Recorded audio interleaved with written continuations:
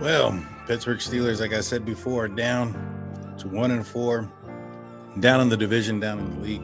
Today, we asked the question, what can the Pittsburgh Steelers do to stop the bleeding? We have special guests, Bob and Dan from the Steel Twins on the show to try to answer some of those questions for us.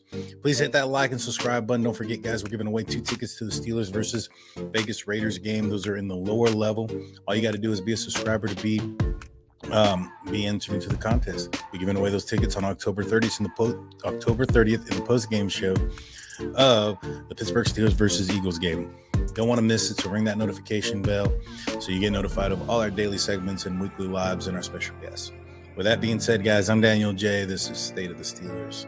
Welcome to the Huddle.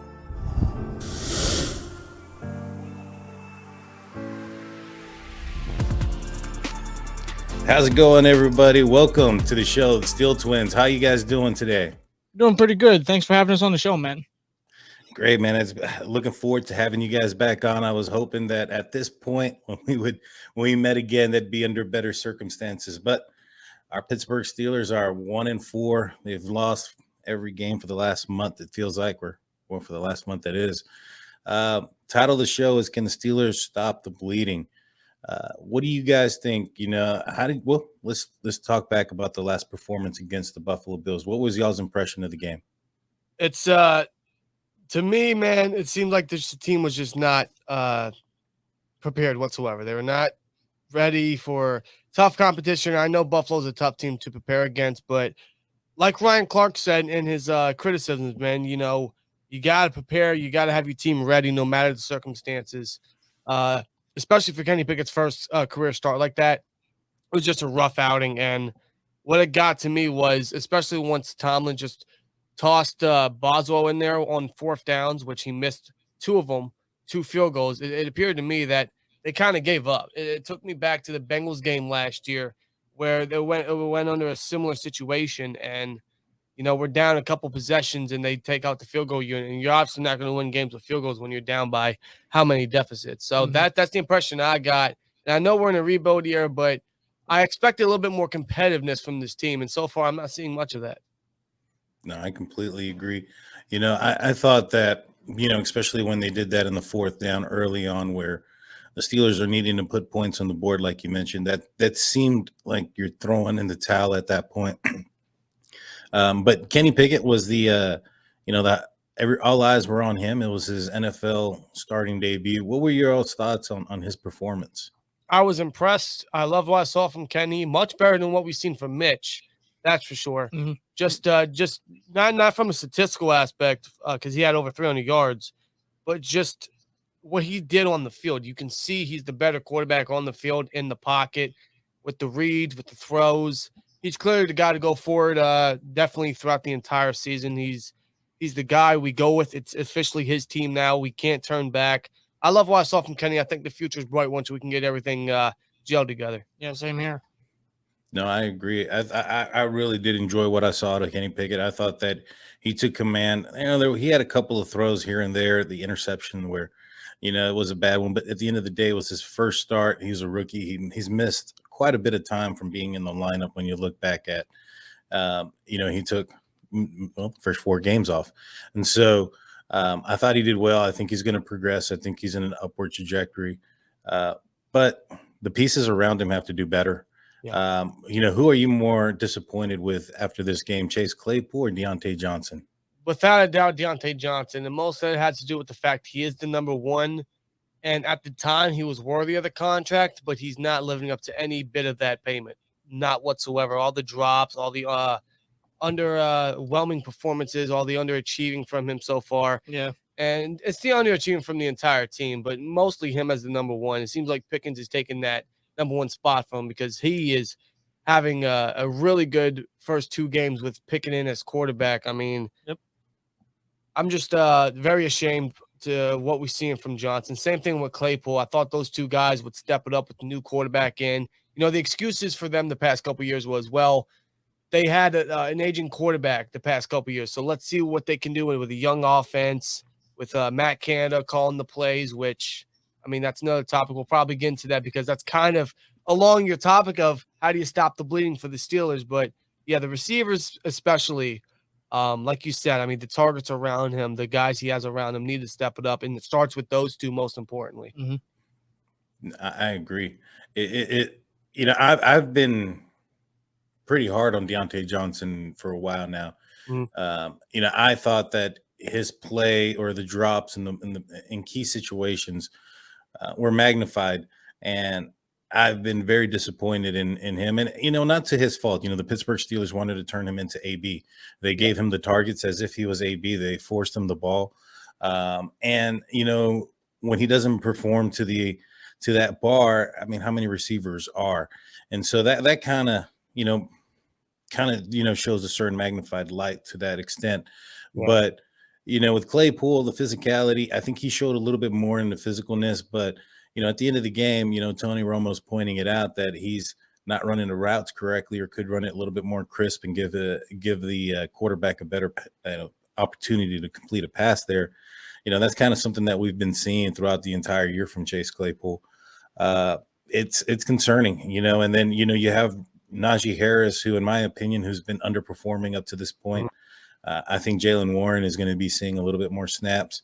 He came out earlier today in an interview, stated that he's the third down guy, and based on the snaps that he had in this previous game, I believe that's going to be the case. Do you think that he should get more than just the third down looks? I think he's seeing the holes a little bit better than Najee Harris. I agree completely. I think Warren needs to see more time. They're seeing a pretty good even amount of snaps, which is good. That's what we wanted to see with the 1-2 punch. But I think Warren needs to see a little bit more time, because you're right. We love Naji. He looked great last year, but that player is not what came into this year, unfortunately. And I think some of that has to do with the injury he suffered in preseason. That's not confirmed. I don't know exactly what the problem is. It's just speculation and rumors at this point, but Naji is unfortunately underwhelming as well, and that's a bit of a problem. Granted, the run blocking still inconsistent. It's up and down. But Naji, like you said, man, he's not seeing the holes compared to what Warren's doing. Warren's running a lot harder. He's actually better in pass pro, better in the receiving game as well. So it's worthy for Warren to not only see third down reps, but see more reps in that factor. I know they're probably not going to do it because they're trying to get as much investment in Naji as they can. But honestly, man, if it is true that Naji is dealing with an injury, we can trust Jalen Warren. So give him some more reps. No, I agree, and I've said this throughout this season that Najee looking slow. He's looking slower than he did normally. I mean, he's not a speed back to begin with, and so when you're dealing with a leg injury and your burst isn't your strength, then that's definitely going to become even more of a weakness. And so he kind of looks like he's running in the sand out there, in my opinion. I think Jalen Warren's looking more explosive, more burst. The kid doesn't get down very easily. He's fighting for yards, and I'm loving it. Now, with all these issues, it comes down to Matt Canada as well. Do you think that, what kind of offensive coordinator could be placed in here that's going to improve the drops, improve the vision from the running backs? How does that going to work? I know he's getting a lot of heat, but is it unwanted or unfair? 50-50. It's a little unwarranted because you're right. It's all on the players. It's still a collective mess from the offense outside of Pickett because he's a rookie. Yeah. And he's looking really good for what he's done so far. But it's still a collective mess. Receivers dropping passes. They're not getting open. The running game's not doing good. O-line's inconsistent. The play calling itself is very similar. It's inconsistent. It's worrisome. It's the same thing over and over. The middle of the field still not being used. That might be a quarterback issue. I don't know. But from some of the route trees we saw with Pickens and Claypool and Johnson, they're not utilizing the middle of the field. A couple shots here and there, but not like we want to see, especially when someone like Kenny is so experienced, and that's one of his better traits is attacking that middle of the field. That's why he was so successful in Pitt for the past 5 years, especially last year. So it's not entirely all on Canada, and there is some unwarranted hate. I'm guilty. I'm not going to lie to you. But I did expect a little bit more from Canada, and maybe that's a little too much high expectation, but also there were many, benefit of the doubts for him where, of course, he didn't have the right personnel. He didn't have the right line, and now he kind of does. And it's still the same thing over and over, unfortunately. So, I don't know anymore. I agree. I mean, when it comes to Matt Canada, there is some inconsistency in the play calls. It seems like he's and to steal a phrase from Tomlin, he's very much popcorn, where he'll have some drives where it looks good, and then there's some stuff where it's like consecutive 3-and-outs because it's run, pass, and predictable. That kind of happened in the second quarter. It got to the point where I began to ask some of the some other Steeler fans and friends of mine, do you think they're protecting Kenny Pickett because they're now throwing into the wind? Because it kind of seemed like they were protecting him in that second quarter. But he started to rip it towards the end of the second quarter, and I was like, no, I don't think the wind was going to be affecting him. It just boils down to play calling. Now, when you look at how many points are being put on the board, results matter. And 3 points by Kenny Pickett, you look at Mitch Trubisky, who was averaging probably around 17 points. That's also including the Minka, pick six. So in reality, probably closer to 14 points a game. Going back to Ben last year, you have 3 different quarterbacks, 3 different scenarios, and points aren't getting put on the board. And so some blame does need to be fallen there on Matt Canada. But to transition to the defensive side, the defense allowed 38 points. There wasn't a pick six. There wasn't a fumble recovery near the end zone or anything. So the defense legitimately allowed these many points. They're missing the defensive player of the year. There was a laundry list of injuries, but this has been the same story since week 1. Do you guys see anything changing in the defense, or what needs to change for the defense to turn around? I'll leave this one to Rob, man, because he's been very vocal with the defense. Well, I don't know how much the defense could really change. I mean, in my opinion, all they really can do is just step it up. The pass rush without TJ Watt has to do better. Hayward, I understand he's dealing with minor nagging injuries, but he's got to step it up. Ogunjobi's got to step it up. But what I've noticed with the depth is the lack of depth. The past couple of years with this defense, we saw it last year. It's even more apparent now this year with Watt out for an extended amount of time. It's rough to watch. And the reason why we say there's not much they can do is because who else can they bring in and really make an immediate difference? I don't know. There's a few names out there, but I don't know if they're actually going to do that.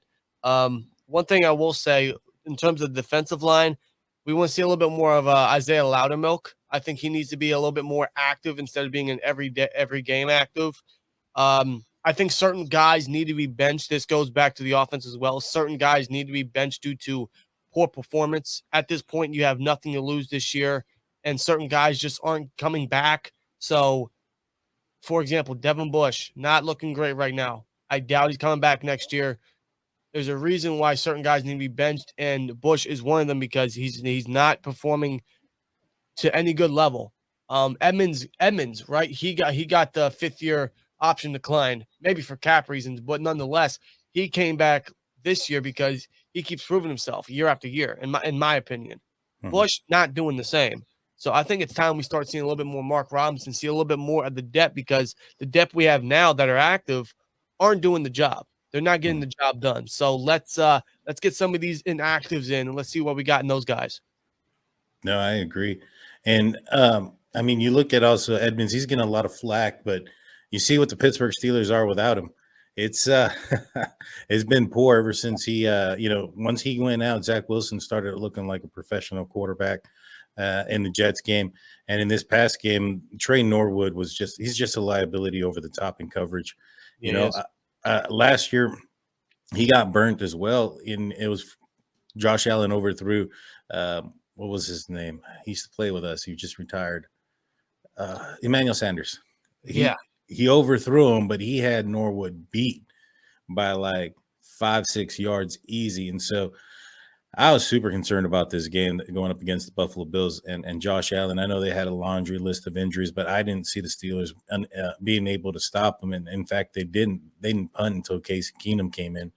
And so it was bad. Now, one huge concern, and it's kind of like, where do you go now, is the defensive backs. There's just a laundry of injuries there. I'm not sure they're going to be able to turn that around so quickly. You think it's time to give Joe Hayden a call? Oh, man. He just retired, but you know what? So did James Harrison a couple years back, and he came back. So, I mean, honestly, I don't know. I love Joe Hayden. He was also on decline last year. it wouldn't really hurt to bring him in. I think the secondary could use a little extra veteran presence, but I do agree that Witherspoon, Wallace just aren't looking that great. I mean, Wallace had a really good season up until last week, but Levi Wallace is one of those guys where he'll have a great game, he'll have a couple great games, and then he'll have one of those rough ones. So that's kind of what we can expect. But yeah, the corner core is just bad. It's not performing that great. In fact, our best corner of the season so far, I'd say, is Cameron Sutton. But looking solid. I think we got to see Trey Norwood in the dime. That's exactly where he's best.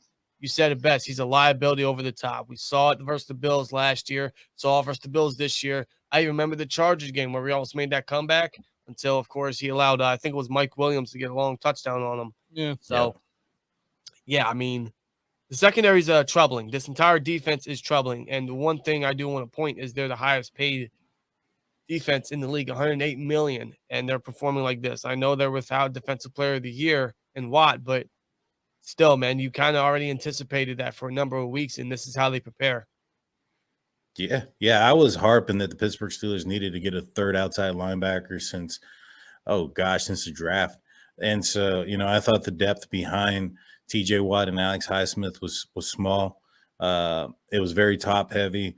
I felt that, given the amount of time that Derek Tuska and Taco Carlton played last season, that the third outside linebacker position was going to be utilized tremendous. And, unfortunately, that ended up being true. And it's taken a toll on this defense. Do you think that, on the offensive side, there's a lot of Matt Canada gets a lot of the looks for the disappointment in the offense. Do you think the coaching staff isn't getting enough of this credit for how bad the Pittsburgh Steelers are playing? They brought in Brian Flores. He was supposed to be a wizard for the middle linebackers. It doesn't seem like it's changed much from this year to last year. Yeah. What do you guys think about the coaching staff on the defensive side?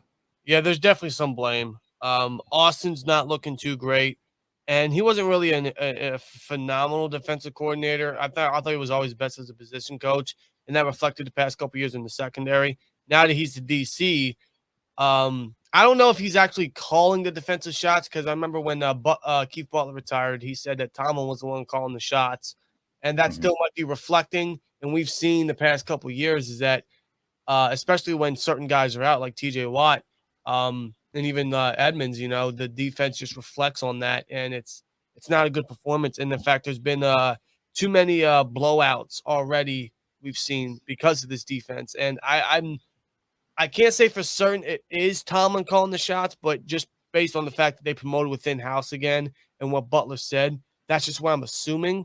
The entire defensive coaching staff is definitely underwhelming, man, as is this entire defense. But you think with the three-headed monster and Tomlin, Austin, and Flores with the highest paid defense, you would anticipate a better performance. But unfortunately, everyone is underwhelming. But I think a lot of it definitely falls on the coaching staff for sure.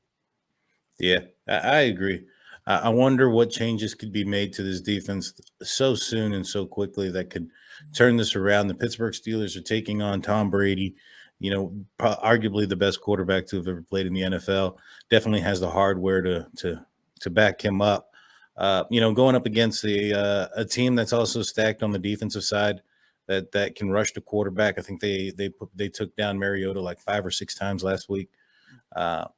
It's going to be a tough game this upcoming week, and this is the game that everybody's looking at. That is probably the only winnable game until the bye, unless maybe Tua doesn't come back in time yet. But we'll see on that one. But with this game, how do you guys foresee this game coming out or turning out? Do you think that this is going to be a slugfest? You think the defense can shut down Tom Brady, or is this going to be something that's going to have to be a shootout, so to speak? Man, with this team, I just don't know what to expect anymore. I'm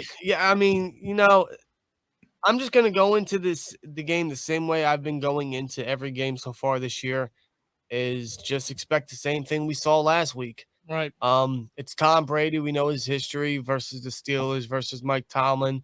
It's in Pittsburgh, so we do have that benefactor. Hopefully the energy is a lot better. We know we're gonna have the home field advantage. Kenny's first start in Hines in Pittsburgh. So, a little momentum's on our side in that factor, but it's still the Bucs. I will say the Bucs aren't as threatening for sure. Brady isn't that threatening anymore. He does have his targets back. The secondary's been underwhelming. Defense has been rough. So, honestly, to answer your question, I think it's going to be very similar to last week. I hope I'm wrong. I hope they keep it close, but that's honestly wishful thinking at the end of the day for me. Yeah. My biggest concern in this game here is Leonard Fournette. He's been a Thor in our in the defense's backside since he was in Jacksonville, and hopefully Miles Jack can stop that bleeding, so to speak, with the running game, and I'm hoping that maybe perhaps Robinson can see the field this week. Yeah. Mike Tomlin mentioned earlier that there could be some changes. I think that one's one that needs to happen. I think potentially maybe getting Calvin Austin on the field, getting that speedster out there, getting him in motion. I felt that he should have seen the field last week when you had the Buffalo Bills chasing Lamar Jackson for almost 40 minutes and not putting your fastest guy on the team out there to let them get tired out even more is beyond me. But perhaps letting Calvin Austin see the field, it can't hurt. It can't hurt at this point, But so with that, before I let you guys go, let me know what do y'all think about the game? Who do y'all think is going to win? I don't know if you guys have a score prediction yet or not, but if you guys do, let us know, and then let everybody know where they can find you at. Yeah, I'm gonna go Tampa Bay Bucs. Let's go score prediction 27-13. I do think we actually score a touchdown this week. I will say that. Okay. I will say that. I mean, to continue on with your point with Tomlin, saying there's going to be changes. To a degree, I do believe him. He said it in the past, and it's kind of been horseradish, but he's kind of showing it because he benched Mitch, he benched Gunnar Olszewski, so he's kind of showing some of that aggressiveness when it comes to that phrase. So maybe we see that with Bush and Robinson. Maybe we see that. Maybe we get Loudermilk in there, like you said, Calvin Austin. I think he needs to be in the slot more for sure. Maybe as a returner as well. Get him on the field, I agree. But other than that, I mean, you can follow us on Twitter at Steel Twins, on Instagram at Steel_Twins. Check us out on the Steel Twins podcast on Spotify and, of course, YouTube. Search up Steel Twins in the search bar. Otherwise, Dan, man, I appreciate you for having us on for another good time. Thank you so much. I appreciate you guys coming on. Everybody, please follow them. Their YouTube stuff is going to be linked into the description. Please hit the like and subscribe button. Don't forget, guys, I'm giving away 2 tickets to the Steelers versus Vegas Raiders game this year. All you have to do is be a subscriber. We're giving away those tickets on October 30th in the post-game show of the Eagles versus Steelers game. So hit that notification bell so you're notified of that, and also all of our daily segments and weekly lives. That being said, I'm Daniel J. The State of the Steelers. Peace.